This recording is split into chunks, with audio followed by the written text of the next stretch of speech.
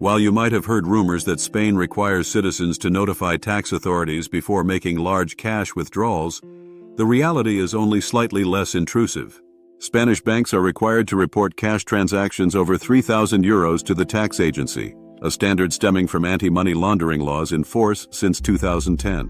This may sound specific to Spain, but similar thresholds exist all over the globe. Banks in the United States file reports for cash transactions over $10,000, and European Union regulations require monitoring of large transactions as well. These policies tell a larger story about modern banking. Your financial privacy is already a relic of the past the moment you trust your money to a bank.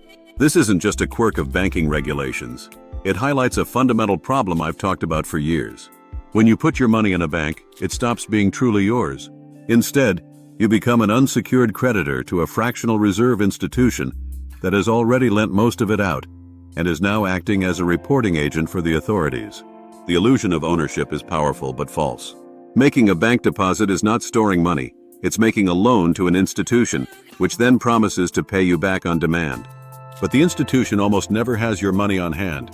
It only keeps a tiny fraction in reserve, lending out the rest. In the US, major banks have only been required to hold about 10% of deposits as reserves. Since 2020, even those requirements have been relaxed further. That means that with every $100 you deposit, the bank can lend out 90 or more, creating new money and leaving you with only an IOU. When confidence wavers and everyone wants their money at once, like we saw with the collapses of Silicon Valley Bank and Credit Suisse, the truth comes out. Your money simply isn't there, because it never really was under your control to begin with. Banks are also perfect tools for surveillance. Every transaction, every withdrawal, every paycheck gets documented, analyzed, and shared with authorities, ostensibly to fight crime, but in practice making the average citizen's finances part of a massive state-accessible database. The U.S. requires banks to file suspicious activity reports, maintain records of transactions, and keep constant tabs on customer behavior. The reporting threshold for cash transactions has remained at $10,000 since the 1970s, long after inflation has eroded its real value. Today, that same threshold would be over $70,000, yet this lower limit remains. This isn't about catching criminals as much as it is building a digital map of everyone's financial life. Governments get the data they want without having to build surveillance structures themselves. Instead, they outsource the job to banks, who do it efficiently and at their own expense. We pay them for this privilege, and sometimes these financial controls become direct weapons. Recent years have shown us just how quickly banks can be used to freeze accounts, target protesters, silence dissidents, and even shut down entire industries for purely political reasons. When your savings are nothing but electronic entries in a bank's computer, a single decision, often without a court order, can erase a lifetime's work. Money can be frozen, seized, or closed on a whim, not necessarily because of a crime, but often because of inconvenient opinions or associations. This is feudalism in digital form. Without permission from the increasingly politicized banking world, you're not economically free. Humanity spent thousands of years using gold as money for a reason. Gold solves these problems. It can't be printed, it can't be frozen, and it can't be tracked by governments. Holding physical gold gives you wealth outside anyone's promise or dictate.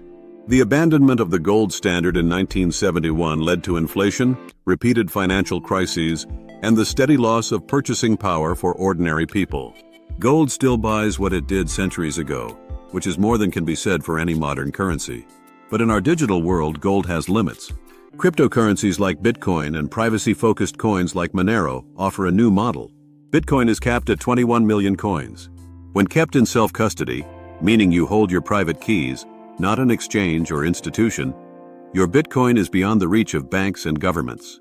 With Bitcoin, your wealth becomes mobile, global, and difficult to confiscate. However, Bitcoin's blockchain is transparent, making every transaction public.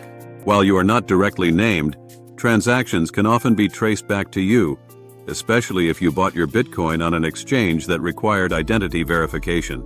Privacy coins like Monero take this further by making all transactions private and untraceable.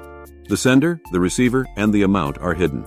Monero restores the kind of privacy that cash once gave us, a basic human right increasingly under threat in our digital era.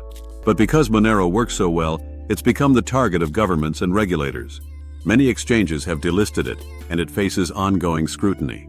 Still, the inconvenience is the price of privacy in a world that doesn't want you to have it. So how do you put this knowledge into action? Start by keeping only what you need for everyday life in the banking system. Move your wealth into things that exist outside it, like physical gold or silver and cryptocurrencies you control directly.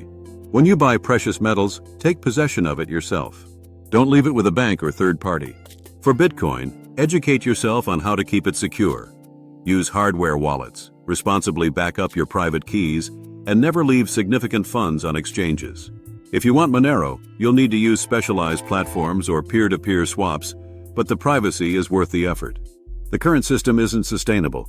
Governments and central banks are printing ever-increasing amounts of money while trust evaporates.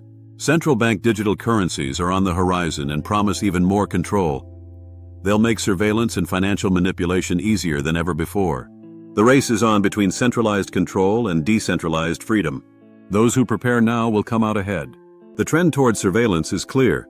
Your bank account is not truly your own, and your privacy is being sacrificed for a system that doesn't trust you with your own money. But you do have choices. Whether it's gold, Bitcoin, or private currencies like Monero, the tools to reclaim autonomy already exist. You just need to take action. If you want to reduce your taxes to single digits, make your assets impossible for anyone to touch, and gain more freedom with second citizenships, get in touch with Liberty Mundo and book a consultation call.